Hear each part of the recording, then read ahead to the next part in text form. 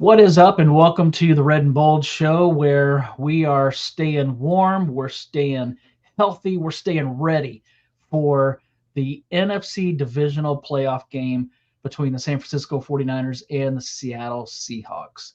Thank you for joining us. I'm Mark Adams. I'm one of your hosts. You can find me at 49ers Camelot, and I'm joined by the great Anthony Robertson, who we call Ant.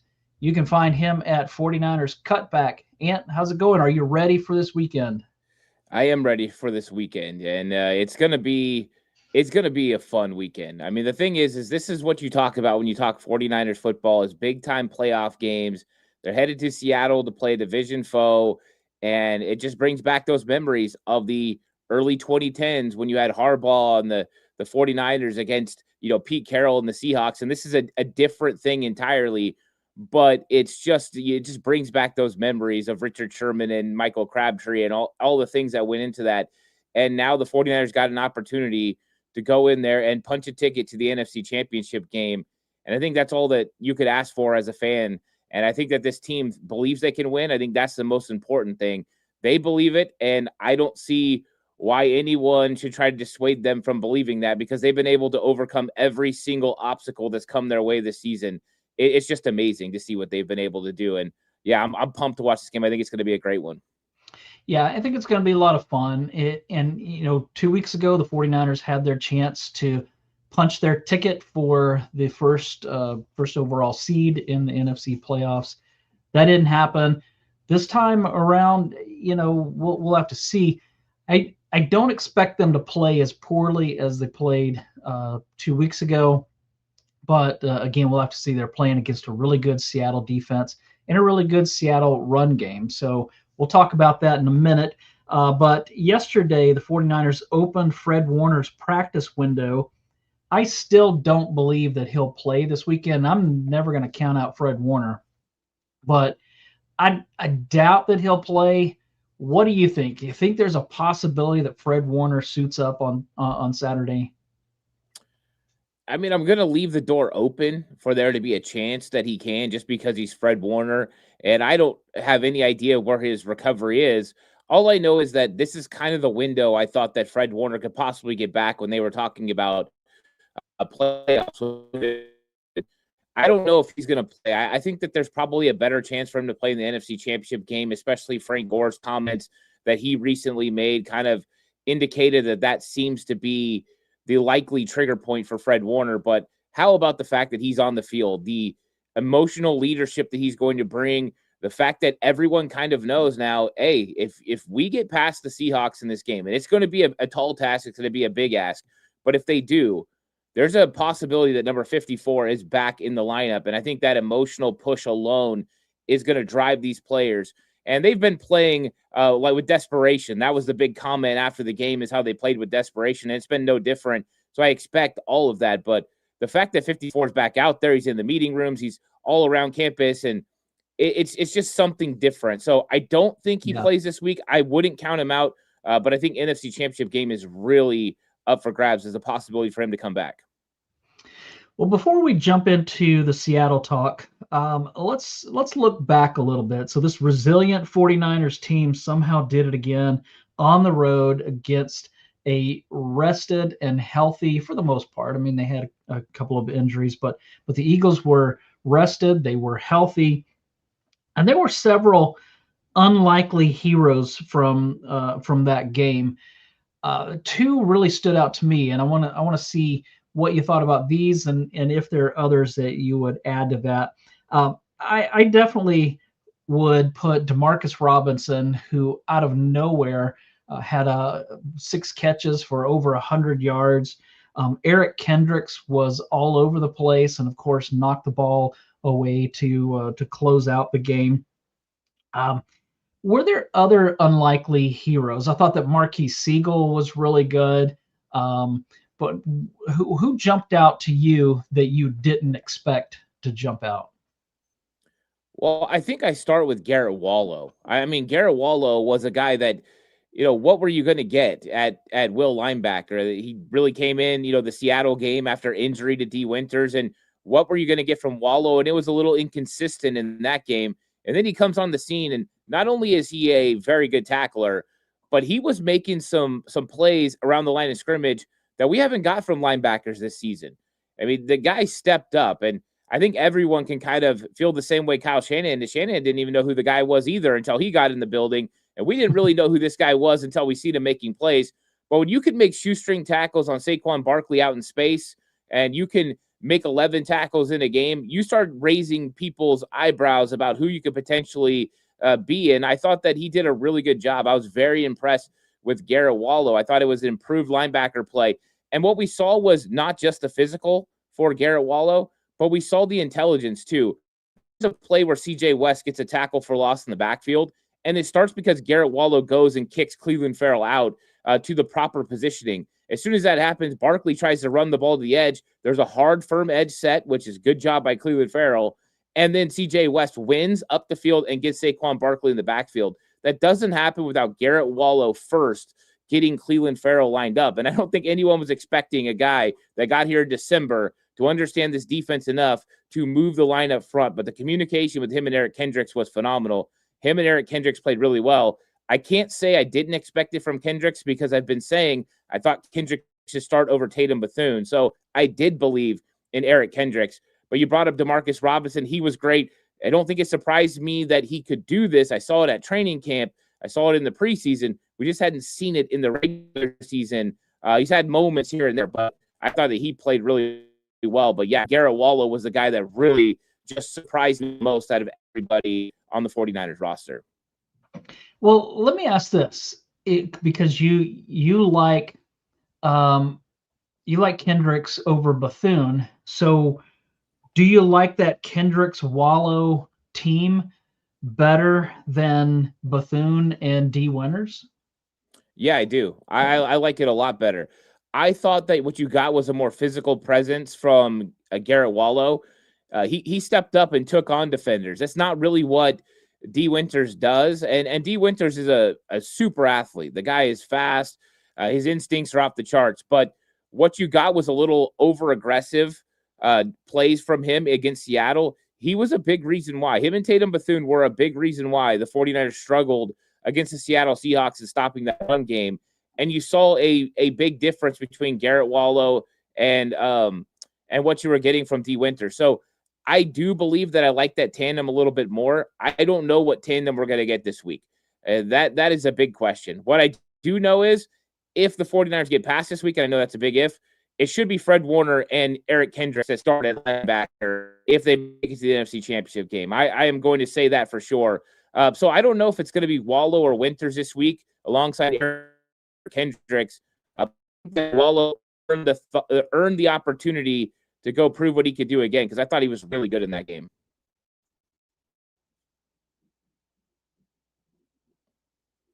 Mark, you're muted. Sorry about that. No worries. I've got puppy stuff going on in the next room, and so I'm trying to mute when I'm not talking so that everybody's not having to hear that. Are you and John doing your show tomorrow? I don't know. I gotta reach out to him. I know he's doing the Rush road trip on Friday, so I don't know when he's flying out. I gotta reach out to him after our show and see if we are. Okay. So Ant does a weekly show on Thursdays with John Chapman, and it's called The Coach Approach. Y'all should check it out if you haven't. It's really, really good.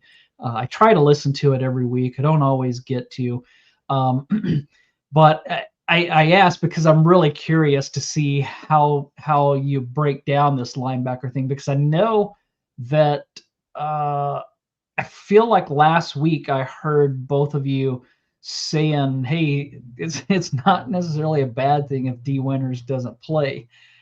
Does he overrun? Does he overcommit?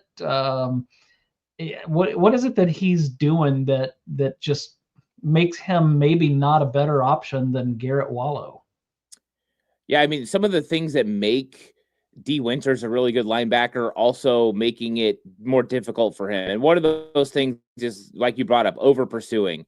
And you just look at the Zach Charbonnet touchdown in week 18, and D Winters is supposed to be there for that cutback lane. He's supposed to be the linebacker that's trailing, that's right there in case that guy puts his foot in the ground and cuts back. and he's not. And you see the big hole that's left, and everyone sees poor Jair Brown out there on the edge getting punked by a lineman, and everyone's like, oh, man, Jair let it up again. And it's like, no, 53, he's not where he's supposed to be. And I think that's where it starts. Then after that, it's the dirty eyes. He's got his eyes are always looking at the quarterback in coverage, and he's not flowing with the guy. He's not running, covering guys in the zone. Because one thing about zone coverage, you're not just covering grass. Well, when somebody comes into your area, you've got to latch onto them. You've got to move towards them because you got to take them away, tighter windows. He's struggling with that. So there are some real problems now with how quickly he's recognizing play concepts. It's been a struggle. We saw how good it was with Fred Warner through the first 4 games. He did a really good job. I thought that even then they started picking on him a little bit. And over the last couple weeks, it was kind of bad for him. And I know he had a big play against the Colts, but they were taking advantage of D. Winters. He's just got some things he's got to get a little bit better at. Still a very talented player, can make crazy good plays, but you've seen a more consistent linebacker with Wallow and with Kendricks. I think that's what the 49ers need right now is consistency at linebacker. Yeah. Well, another player I mentioned already that I was impressed with was Marquise Siegel. Even though I'm not the biggest Jair Brown fan because I think that he lacks consistency as well. He flashes one play and then he does something bad the next play. When he went down, I was like, man, I hope that Siegel can handle this moment. I thought that he did really well. He tackled well. He made some big plays. That play where he hit Saquon Barkley, man, I thought that was going to be a play that Barkley would miss some time with. But what did you see when you looked at the tape? Were you impressed with Marquise Siegel? I'm sure he made his share of mistakes, but how did he play overall? Yeah, he played really well, and especially coming in like that, you're cold, you're not expecting to step in the game, and you got to be ready for your moment. We've seen young players not be able to live up to that expectation and be able to make those plays they got to make. And I thought that he did great.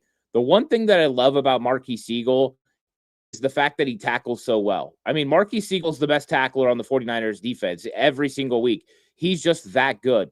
And the perfect play to watch is that one against Devontae Smith, where Smith catches the ball in space. You're one-on-one with one of the most shifty guys in the league, and you get him to the ground. And I thought that was a very impressive play and kind of illustrated what Marquise Siegel provides. And then you brought up the Saquon Barkley, the timing on the blitz, getting to Saquon Barkley, absolutely lighting him up.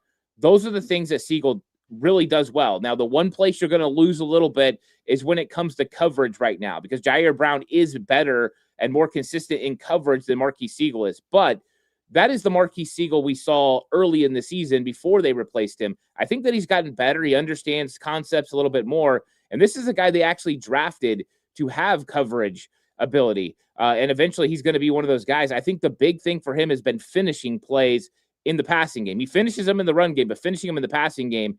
And I think that he's a little bit better there. So I have no problems with Marquise Siegel playing. I think with him and Kendricks and potentially what you're going to get from Garrett Wallow, you're a better tackling team. This team needs to be really good at tackling against Kenneth Walker and Zach Charbonnet and this Seattle Seahawks offense. And Mark's power probably went out, so he's going to be coming back. They're dealing with all kinds of weather things in Chicago. So when he comes back on, we'll have him pop back on. But that is going to be one of the keys for the 49ers is going to be making sure they tackle the Seattle Seahawks, because the Seahawks are just so good when it comes to making people miss. And 18 missed tackles for the 49ers was just a little bit too much. And so they're going to have to be more secure there, and they're going to have to get it done. And what's up to my guy Callie in chat says, Jair bust open in coverage so much. How really are we losing with Siegel in coverage? It's more so the finishing, and I don't know if it's a big loss at this point. I do believe Marquise Siegel has gotten better when it comes to coverage. And so I think that this isn't going to be as big of a problem for Marquise Siegel.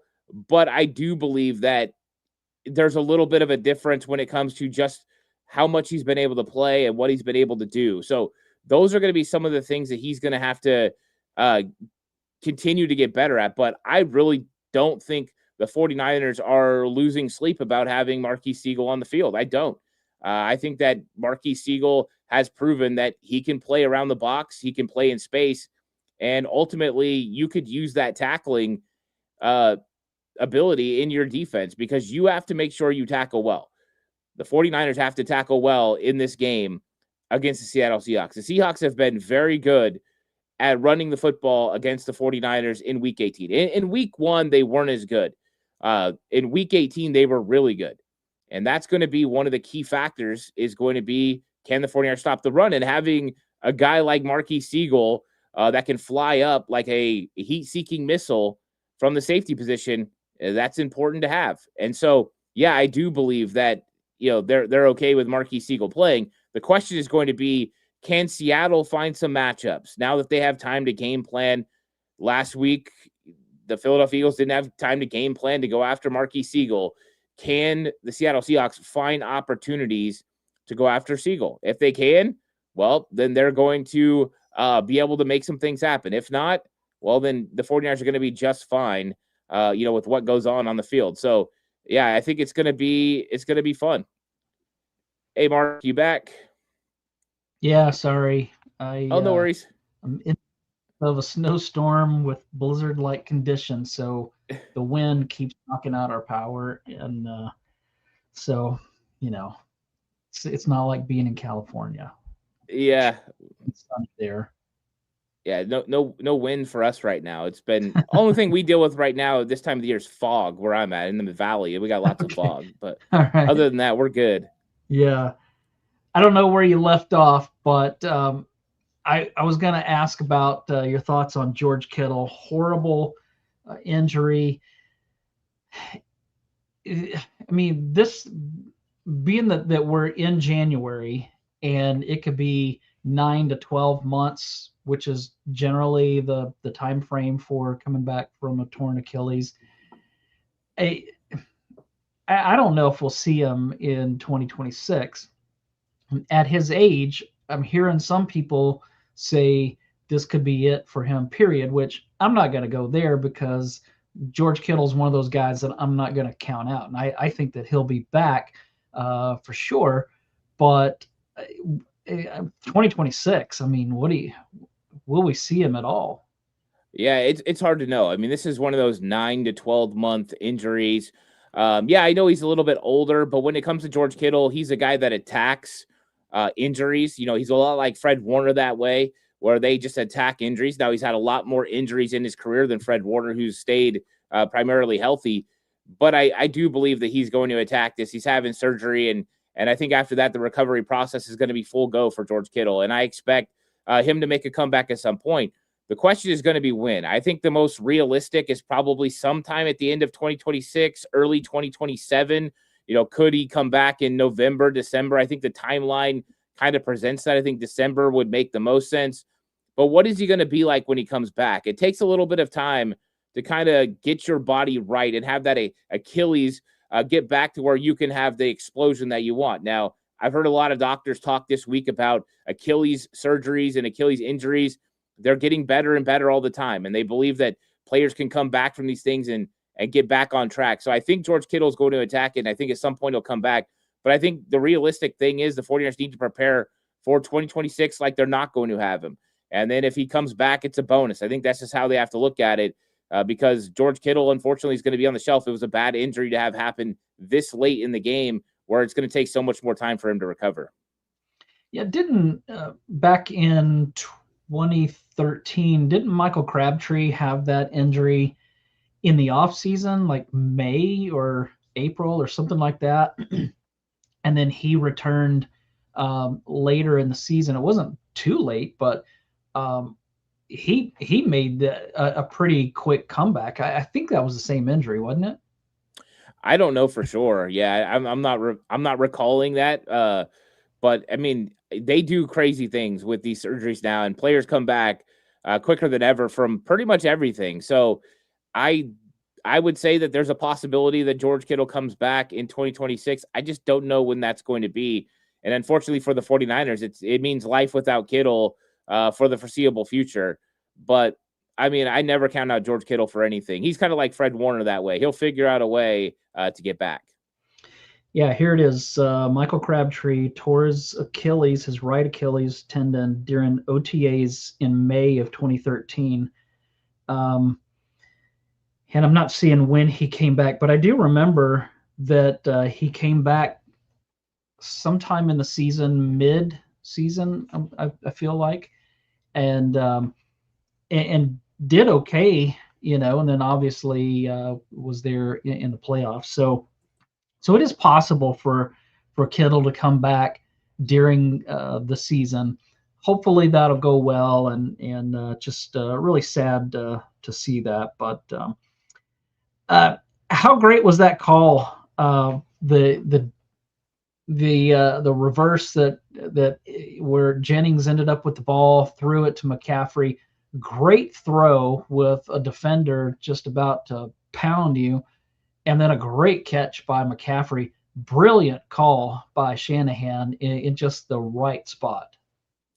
Yeah, I mean, it came at just the right moment. It was executed, I wouldn't say flawlessly, but well enough. Sky Moore made it a little bit interesting on the pitch, but what a thought process on that, and what a call. And I love that Kyle Shanahan, tips the cap to Clay Kubiak as well and said, "Hey, Clay brought this up. We talked about it, and we thought this was a really good time to make it happen." And when you go back and you watch some of the things that happened earlier, you could see that, yeah, it was opening up. So this is where your eye in the sky, Clay Kubiak, paying attention to what the defense is doing and how they're responding to each player, helps you be able to call the right play at the right time. And it was exactly the right play at the right time. The momentum shifted hugely in the Yeah. 49ers' favor on that one. And the difficulty of that play, it's extremely difficult. Brock Purdy's handing the ball off underneath the Sky Moore instead of over the top like he normally does. Then Moore's got to pitch it to Jawan Jennings, and they're both moving, so you got to get the pitch right. Then Jawan has got to act like he's running and then drift away a little bit because Jalen Carter is bearing down on him, and he throws an absolute dime. I mean, with the wind and everything that's going on, that was a really nice pass, and McCaffrey adjusts, and McCaffrey's just so good at catching the football. That was just a great adjustment, a great catch. There's a lot of receivers that would have dropped that ball, but not Christian McCaffrey. What a play. And it was designed at the right time. And you always have these plays that you're ready just in case. The 49ers got the look they wanted at the right time. And they got players that can make plays. And how about that? Jawan Jennings has more playoff touchdowns than Justin Herbert throwing the football. Crazy stat. Yeah, and it was a long developing play. I mean, that takes time. And then you talked a little bit about this, that it's you're changing hands. What center to the quarterback to Sky Moore to Jennings, and then Jennings throwing the ball. So it's changing hands like 4 times, which is risky. And they executed it really well. So just a huge play. Now, one complaint that I have is, why in the world was Malik Turner? Why was he out there? I assume he was elevated in place of Jordan Watkins being active because of special teams. That's my assumption. But to me, what was it mainly because he's a veteran? Because I have to think that Jordan Watkins is a better choice to be on the field for the offense than Malik Turner. Yeah, I mean, it really came down to special teams. I mean, Malik Turner, in the 3 times that he was called up during the season, was almost the best special teams player for the 49ers every single week. And so it didn't really surprise anyone when he gets called up. I think him getting significant snaps is what happens when you start dealing with some of the times in the game where guys are getting tired. They're running these long routes, and so then he's got to play. So you do have a give and take with that decision. Would you probably prefer to have Jordan Watkins' receiving ability? Yeah. Would you prefer to have Malik Turner's special teams ability? Yeah.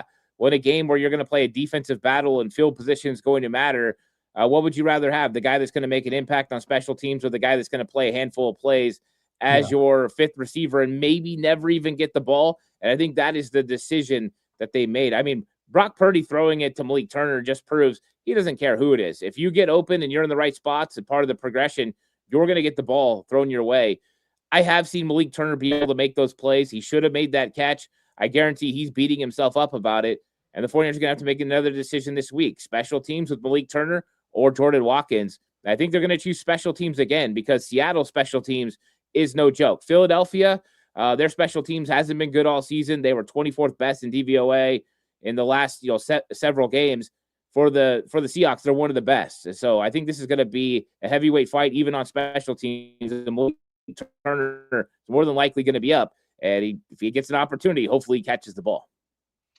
Yeah, last time the 49ers had no Trent Williams and no Ricky Pearsall. Trent Williams should be good to go this week. What about Ricky Pearsall? He's still I don't think he practiced yesterday. They only did a walkthrough, but I don't think that he was part of that. So, are you concerned that that he won't play, or do you think he's going to be out there this week? I think I'm a little bit more confident this week than I was last week. So last week I put it at like 35%. I think that right now I'm at 45% with Ricky Pearsall, and it could go up this week. He was listed as a limited participant in practice, but that doesn't make me feel more comfortable because he was listed as a limited participant in practice for week 18 all week long and then never was capable of going. And that's one of the dangers with these walkthroughs is everyone can be limited in practice pretty much because there's not a lot of things going on. I hope Ricky Pearsall plays. Ricky Pearsall had an extremely good game in week 1 against the Seattle Seahawks.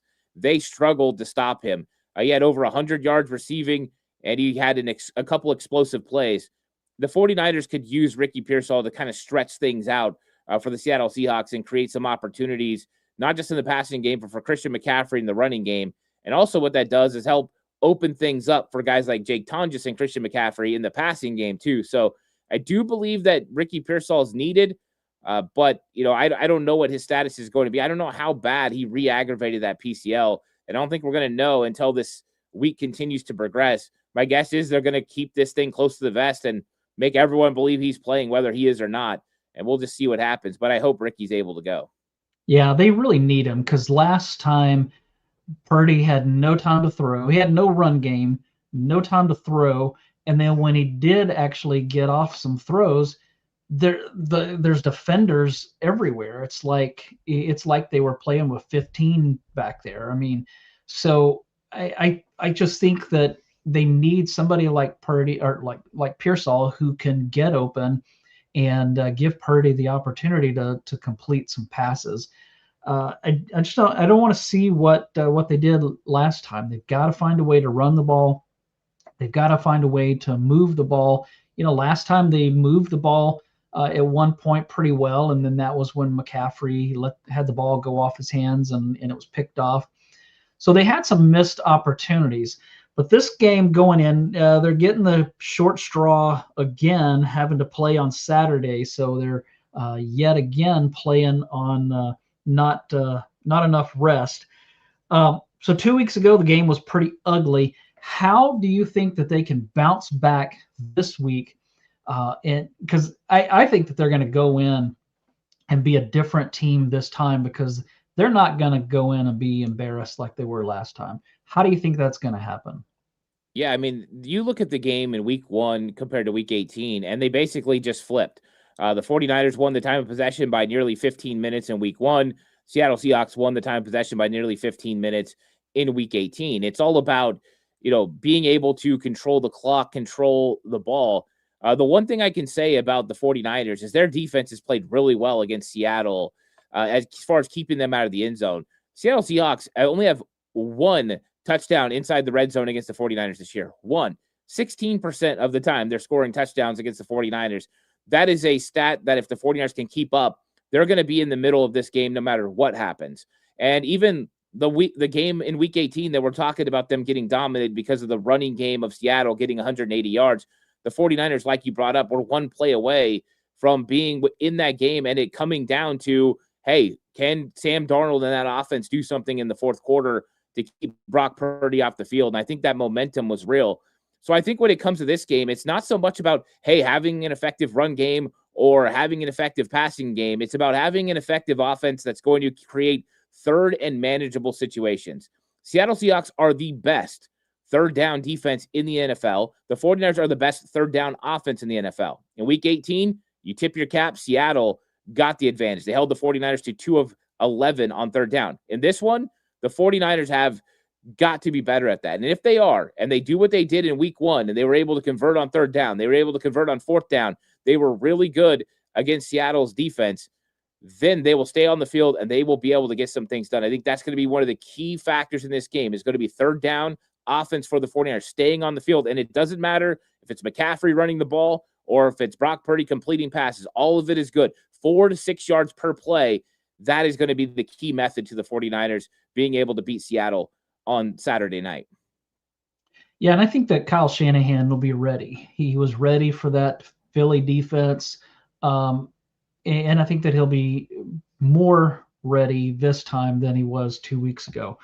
But how about that Seattle run game? Can the defense slow them down to make it to where it's not like it was last time? Because last time they couldn't stop the run. They couldn't tackle. They missed, 18 tackles in that game.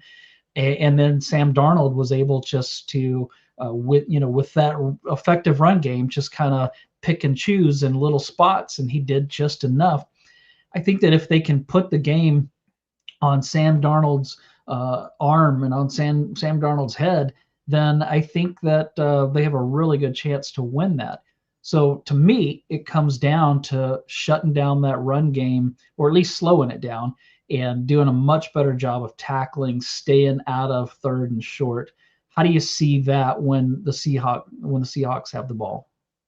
Yeah, I think that that's exactly right. You got to slow down Kenneth Walker and Zach Charbonnet. That offense, you could tell the difference between the week 1 and the week 18 because of how successful they were. Kenneth Walker rushed for 6.1 yards per carry, and Zach Charbonnet was over 4 yards per carry too. Like, you just can't let that happen. Those guys reeled off some explosive runs, 180 yards on the ground. Zach Charbonnet with the big touchdown to kind of kick off the scoring for Seattle. And that's the thing. They have slowed down when they're in the red zone. They haven't been as effective. 49ers have forced field goals against them consistently. And that's exactly what you have to do to kind of keep yourself in the game, is stop that run and then force field goals.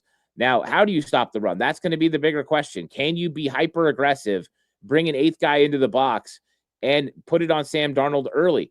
I think the 49ers might have to find out what that looks like. But Robert Saleh doesn't like being super aggressive usually early. He likes to limit explosive plays down the field, but they might have to just take some chances and say, you know what, Sam Darnold's got to go prove he can hit Jackson Smith-Njigba or Rashid Shaheed down the field, and he's going to have to make 49ers pay, because I do think they're going to have to be aggressive and stop that run. I do think the veteran linebackers for the 49ers are going to make a big difference, though, playing in their gaps. C.J. West and Alfred Collins playing in their gaps as well. Crazy stats about C.J. West and Alfred Collins this week. I don't know if you saw it, Mark, but there are some things that were huge with them. And C.J. West was just so good when he was on the field. So I think that the 49ers know what they got to do. They're going to be aggressive around the box, and they're going to try to put the onus on Sam Darnold. And I think that's exactly what they have to do. Yeah, what was that the Eagles what they gained per play when CJ West was on the field versus when he wasn't, and then the same with Alfred Collins. Yeah, I did see something like that, and it was pretty stark. Yeah, Nick Wagner, they had 19 carries for 85 yards. That's 4.5 yards per carry when CJ West wasn't on the field. When he was, it went down 1.3 yards per carry when CJ West was on the field. And when West and Collins were on the field together, it went down to 2.9 yards per carry. That is a crazy difference. And that's exactly why they drafted those two guys, was to stop the run and earn the right to rush the passer. Now, we know the pass rush has been a little bit of a struggle, but they have been able to get to Sam Darnold. In week 1, they got him once, and in week 18, they got him twice. So they can get to Sam Darnold sometimes. And so that's what they're going to have to do, stop the run early and then get after him on 3rd down. Yeah, John Wallace in the chat said, we're not scoring less than 16, and we're definitely not scoring 3. I don't know what everybody's worried about or thinking about, but we're not the same team going to play them this time. I would agree with that this isn't the same 49ers team that it was 2 weeks ago. Maybe Shanahan's going to be totally different this time. But I still worry because when it comes to this team, I'm always worrying. And so that's just what I do. But they're also playing at Seattle. That's a really good defense, good running game. on the road, and so that makes me a little nervous. But are you nervous about it, or are you pretty confident? Yeah, I'm actually, I've been feeling pretty confident with the 49ers. I think that I was more nervous for week 18 than I am now. I think a lot of that probably has to go into the fact they were missing Trent Williams in that game. And I know how good that defensive line for Seattle is. Now that we've seen everything, I mean, the 49ers are playing with house money right now. They've been dealing with all these injuries, and every week they show up and they find ways to win. And I just think that Seattle, even though they really handled the 49ers in that week 18 game, they left hope for the 49ers. They never closed them out. They never finished them off. They never blew them out. And the 49ers are sitting back like, hey, if we'd have made a couple plays here and there, we could have put some pressure on them down the stretch. And I think they left the door open. And that's what I'm looking at, too. I think Shanahan's going to come up with a good game plan. I think the 49ers are definitely scoring more than 16 points in this game as well. I believe that. And I think that this is going to come down to that down the stretch, who can get it done. And we'll see what happens. I think that the running game for Seattle is the biggest obstacle for the 49ers. If they slow that down, all bets are off, and this game gets real interesting real fast. I would say, even though I am worried, like I always am, I do feel better about this one than I did that 2013 NFC Championship game when they were going to Seattle to play the Legion of Boom. That one I was more concerned about. Joe Carmack in the chat asks, is there any chance we see cowing this week? 0. That's what I think. I mean, maybe I should put it at 1% because you never know, but I don't think so. I think they brought him back. They want to get him some work. They do this with guys who are on IR who are able to come back. No expectation on him coming back this week. I just don't think you throw him into the fire, and he doesn't provide enough on special teams for the depth. You got Sky Moore that handles his role right now. I just don't think there's a need for him. I think we'll see him again next year, but I think he's not coming back unless Sky Moore was to get hurt in the next week or two, and then you have to bring him back for return purposes. Other than that, I don't think we see him. If he was Deebo Samuel that's been out all season, then yes, I would think that he would be on the field. But because he, like you said, he doesn't bring that much to what they're doing, I would agree. It's hard when you have a player that's missed the entire season to open up his practice window and a week and a half later have him on the field. That's a tall ask for any player, especially one that always seems to get hurt. Ronnie Montoya in the chat, will Kazir White be a scratch this week? Yes, and I think I mispronounced his is it Kaiser? Is that how you say his first name? Kaiser.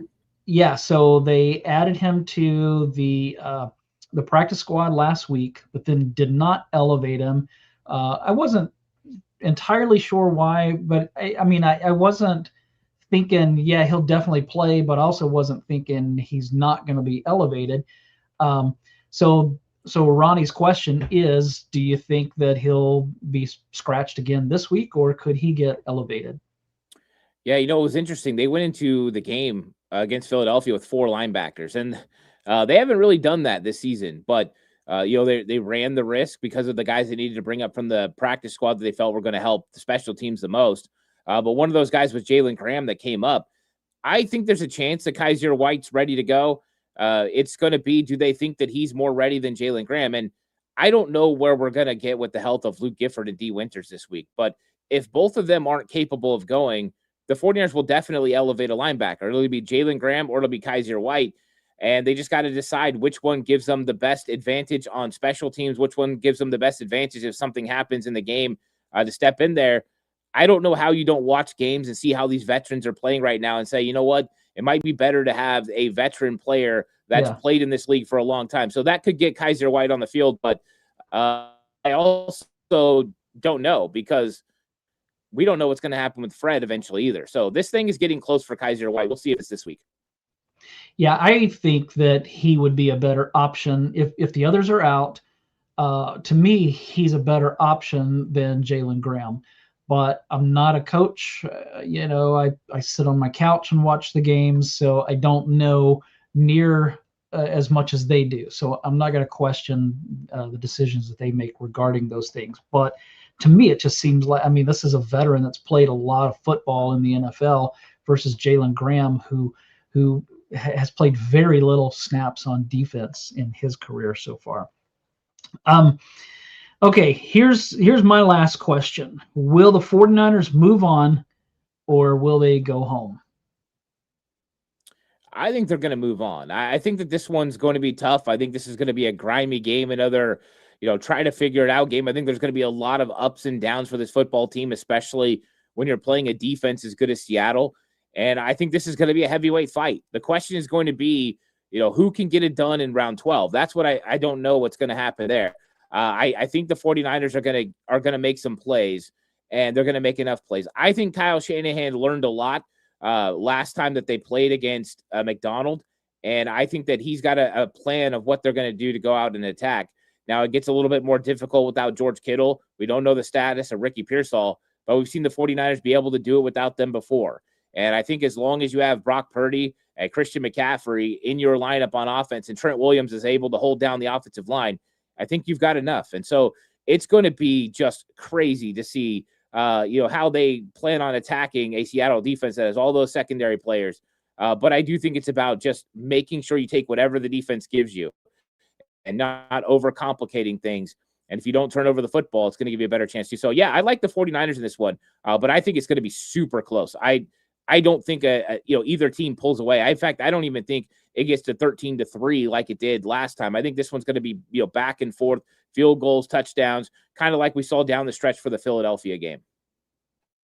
Should be a lot of fun. Be even more fun if the 49ers pull this out. And hopefully we'll be back here next week talking about an NFC championship game that the 49ers will be part of, which would probably be in either Chicago or LA, Levi's South. Thanks everybody for joining us. So we appreciate it. Please take a moment to like and subscribe to both channels. If you haven't done that, like this video, that really helps us out and we appreciate it.